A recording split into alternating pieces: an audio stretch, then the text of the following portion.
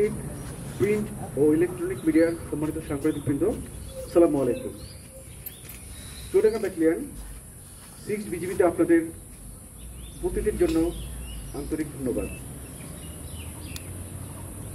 পবিত্র ঈদ উল আজহাকে সামনে রেখে সীমান্ত এলাকায় আমাদের প্রস্তুতি ও সতর্ক অবস্থান সম্পর্কে আপনাদের জানার আগ্রহ আমাদের জন্য অত্যন্ত অনুপ্রেরণাদায়ক। চুয়াডাঙ্গা ব্যাটালিয়ন 6 বিজিবি বাংলাদেশের দক্ষিণ পশ্চিম সীমান্তে চুয়াডাঙ্গা ও মেহেরপুর জেলার মোট 113 কিলোমিটার সীমান্তের নিরাপত্তা রক্ষায় নিরলসভাবে কাজ করে যাচ্ছে। আসন্ন পবিত্র ঈদ উল আজহা উপলক্ষে সীমান্ত এলাকায় গরু চোরাচালান এবং কোরবানির পশুর চামড়া পাচারের মতো অপতৎপরতা রোধে বিজিবি সর্বোচ্চ সতর্ক অবস্থানে রয়েছে।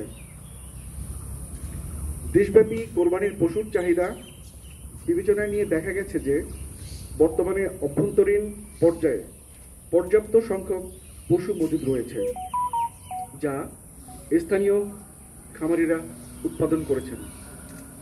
বিশেষ করে চুয়াডাঙ্গা এবং মেহেরপুর জেলায় পর্যাপ্ত পরিমাণে কোরবানির পশুর যোগান রয়েছে। দেশি খামারিরা যাতে ন্যায্য মূল্য পান এবং ক্ষতির মুখে না পড়েন, সেজন্য পার্শ্ববর্তী দেশ থেকে যেন কোনোভাবেই গরু বা কোরবানির পশু অবৈধভাবে আমাদের দেশে প্রবেশ করতে না পারে তা নিশ্চিত করার জন্য সীমান্তে কঠোর নজরদারি, টহল এবং গোয়েন্দা কার্যক্রম চালু রয়েছে। একই সাথে ঈদের পর পশুর চামড়া পাচারের আশঙ্কা মাথায় রেখে সীমান্তে নজরদারি এবং চেকপোস্ট স্থাপন করে নিরাপত্তা ব্যবস্থাকে আরও শক্তিশালী করা হয়েছে।